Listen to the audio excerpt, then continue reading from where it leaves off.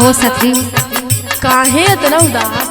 अरे का बताइए सखी, है सुना। सुनावा। हरे बरहे बरिस भइले सखी मोर गवनावा,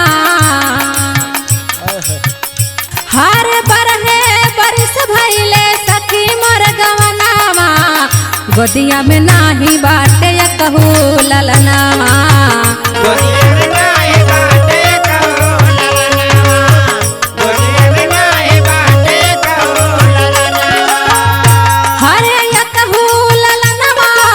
कहू ललनावा, गोदिया में नाही बाटे कहू ललनावा।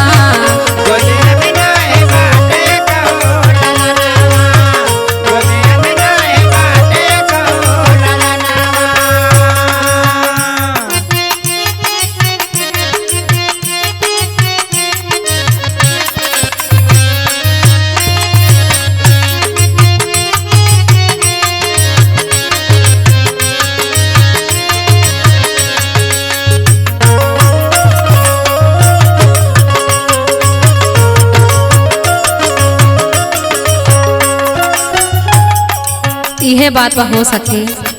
और सुनावा सुनावा। सुना। संगमा के सखी मोर भइल लरा कोरी हो,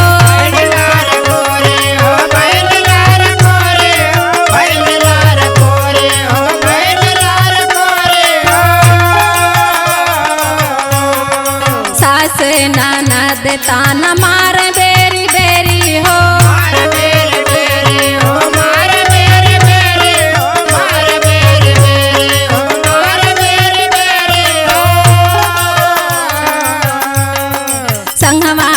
सखी मोरी भइल लरा कोरी हो, सास ननद ताना मार बेरी बेरी हो, हारे खुश नाही बाटे हमरे घर के अंगनावा, खुश नहीं बाटे हमरे घर के अंगनावा, गोदिया में नाही बाटे कहू ललनावा, गोदिया में नाही बाटे कहू ललनावा, गोदिया में नाही बाटे कहू ललनावा।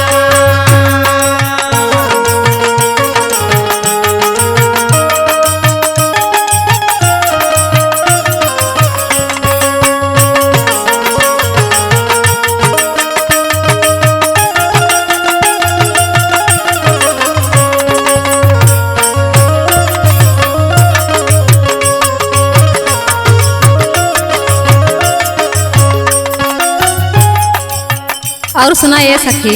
सुनावा। जैसे फूल बिन सुन लागे बगिया हो,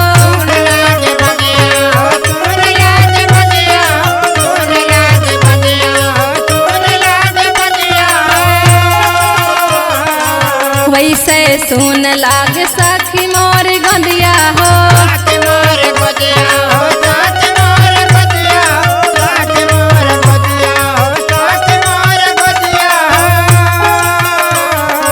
जैसे फूल भी न सुन लागे बगिया हो, वैसे सुन लागे साथी मोर गोदिया हो, हरे कहिया अजोर होई सखी मोर भवनावा, कहिया अजोर होई सखी मोर भवनावा, गोदिया में